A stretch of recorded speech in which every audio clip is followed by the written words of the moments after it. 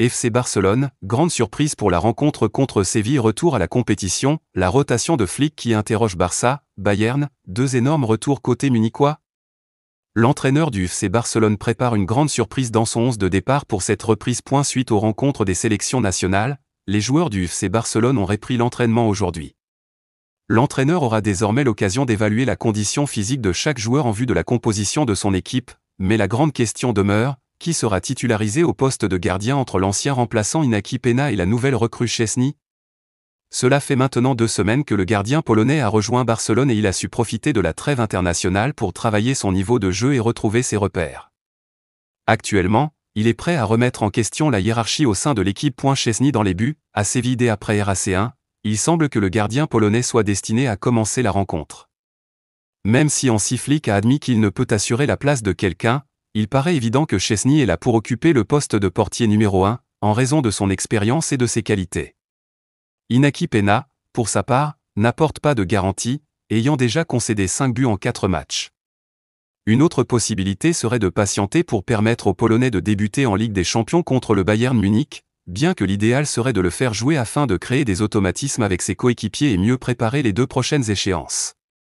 Après une trêve internationale, Hansi Flick a décidé de faire une rotation dont la première a laissé un goût amer. Les périodes de trêve internationale peuvent être compliquées pour les sélections, comme cela a été observé pour le FC Barcelone qui a vu 9 de ses joueurs recevoir une convocation.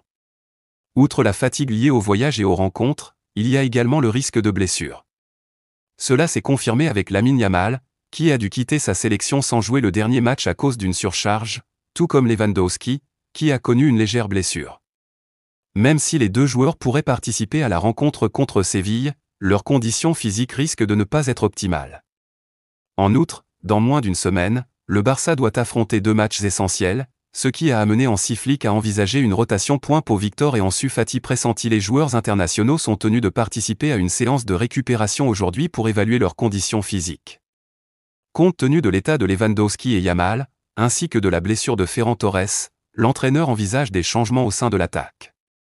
Ansu Fati et Pau Victor pourraient donc avoir l'opportunité de débuter le match, ce qui permettrait aux 2 joueurs de se ressourcer, bien que leur présence sur le terrain dépendra de leur état de forme et des conseils médicaux.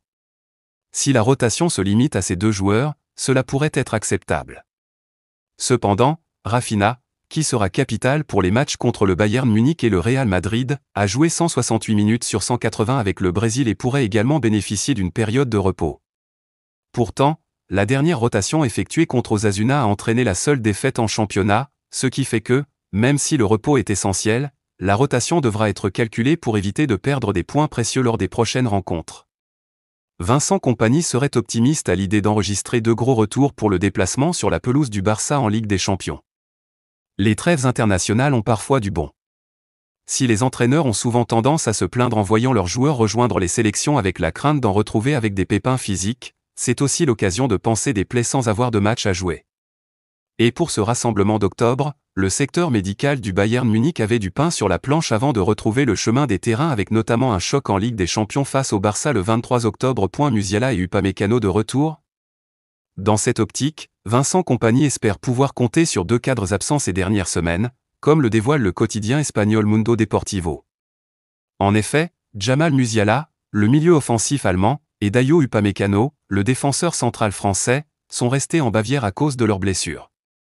Mais le coach belge a bon espoir de pouvoir les intégrer au groupe pour le choc de cette 3e journée de la Ligue des Champions. De quoi donner le sourire aux fans bavarois. Grande nouvelle pour le retour de Gavi sur les terrains. Le milieu de terrain du Barça, Gavi, blessé depuis de très longs mois, se rapproche plus que jamais d'un grand retour. Le 20 novembre 2023, le Barça communiquait officiellement sur la blessure de Gavi en sélection espagnole. Les examens réalisés sur le joueur de l'équipe première Gavi ont confirmé une rupture complète du ligament croisé antérieur du genou droit et une blessure associée au ménisque externe. Il subira un traitement chirurgical dans les prochains jours, annonçait le club blaugrana. Une double blessure terrible, encore plus handicapante que la simple rupture des ligaments croisés, qui a provoqué une absence proche d'une année. Gavi reçoit l'aval médical pour rejouer. Car depuis, Gavi n'a pas encore retrouvé les terrains de manière officielle. Le milieu international a certes repris l'entraînement petit à petit, mais la prudence a toujours été de mise jusqu'ici. Sauf que l'émission Carousel Deportivo, sur la Cadena Ser, a annoncé une grande nouvelle cette nuit. En effet, Gavi a officiellement reçu l'aval médical du staff pour reprendre la compétition. Charge désormais à Hansi Flick et son staff de faire monter le jeune milieu de 20 ans en puissance pour redevenir une pièce essentielle du club catalan.